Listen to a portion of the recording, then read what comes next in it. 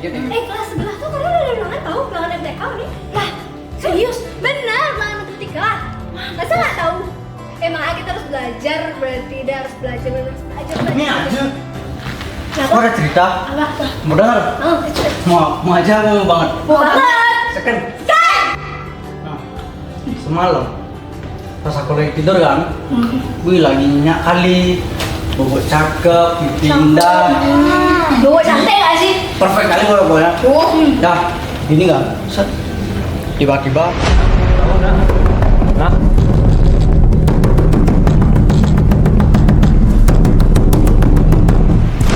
tak bukalah pintunya.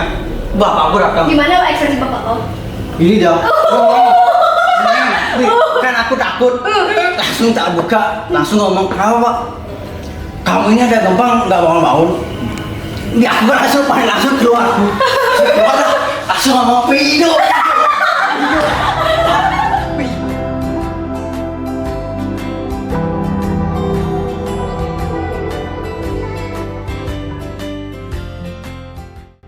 Tapi aku punya perspektif yang berbeda. Aku tuh gempanya lebih estetik daripada gempa kalian dah. Kalian kan cuma digedor-gedor. Aku lebih wow. Kok kemarin kali? Iya. Aku gempain. Aku udah panik gitu kan. Kan aku nih ya, aku sendiri gitu kan ya. Gak ada siapa di rumah aku. Ada sih rumah aku. Tapi kan kamarnya jauh gitu kan. Agak sanaan lah. Gempa dah. Terus ini aku udah kerasa sebenarnya kan. Adik aku yang gak bangun. Ya udah. Dia bangun deh. Gitu gak bangun adik aku. Terus kayak ya udahlah. Tapi sudah selesai itu, aku nggak bisa tidur nih. Aku masih penasaran gitu loh. Kok bisa kita kerasa gempa gitu loh? Kayak di mana sih titiknya? Kan nggak mungkin di Bali, ya nggak sih? Betul. Ya. Semalam aku juga sempat mikir, tapi dah putar-putar di otak, nemu jawaban aja enggak. Jadi kita kan di sini misalnya, terus titik gambar itu kan di sini. Terus kenapa yang titik gambar di sini di kita tuh bisa kerasa? Kok bisa kenapa ya? Sudah nggak tahu.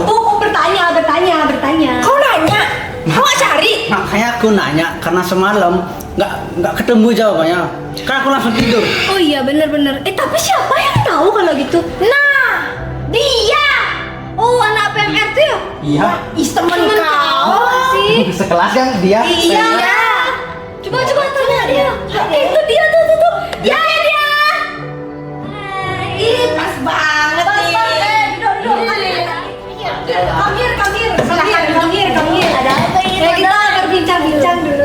Kenapa nih? Nah, ada dia. Nih tadi. Tentang itu loh, gempa tuh loh. Kemarin kan gempa nih. Terus pas aku lagi tidur ada gempa. Aku nanya, kita di sini, terus titiknya tuh di sini. Iya. Kenapa sih yang titik di sini tuh bisa kerasa sampai ke daerah kita? Oh, jadi yang kamu tanyain itu. Iya. Nah, jadi gini teman-teman, aku jelasin ya. Jadi itu, gempa itu sebenarnya kayak gelombang energi yang keluar dari dalam bumi. Namanya fokus gempa. Nah, semakin besar gempanya, maka gelombangnya juga bakal kerasa sampai jauh. Makanya, walaupun titik gempanya bukan berasal dari di daerah sekitar kita, bakal tetap kerasa dia gitu.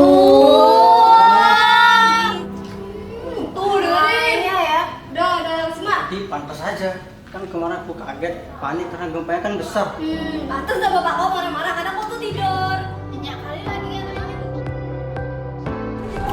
Nah, teman-teman, jadi penjelasan lebih dalamnya, mengapa sih di suatu tempat misalnya nih, di sini gedor gempa, di sini tidak ada, di sini keras, di sini tidak ada. Jadi, itu dipengaruhi oleh letak dari pusat gempa. Pusat gempa itu juga dibagi dari dua, ada yang namanya epicentrum dan juga hipocentrum. Kira-kira apa sih itu? Pertama, epicentrum. Epicentrum merupakan titik pusat gempa yang berada di permukaan tanah. Dan yang kedua, ada hipocentrum. Hipocentrum ini adalah titik pusat gempa yang berada di bawah tanah. Jadi, perbedaan antara titik pusat yang berada di atas dan di bawah itu bisa beribu-ribu kilometer, teman-teman. Jadi, itulah penyebabnya kenapa kalau kita merasakan gempa di tempat lain, belum tentu merasakan gempa.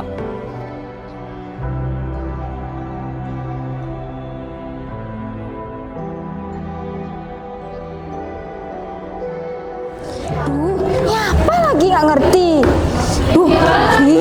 Guru nggak ada, tugas nggak ngerti. Mana sih nih? Janganlah buat. Janganlah buat. Lihat nih udah nggak ngerti. Buat kita coba juga nggak ada. Janganlah belajar. Belakang rumah. Anak belajar. Jam kos nih. Guys. Jam kos guys. Belajar.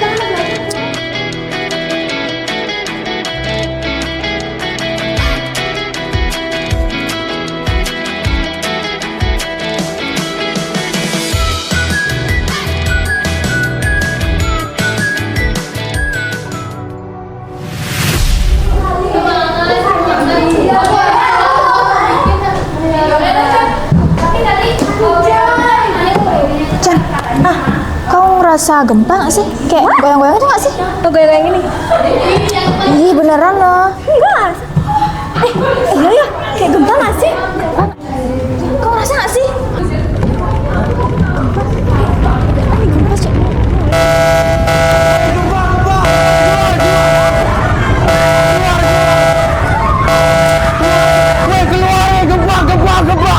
Gempa, cepat.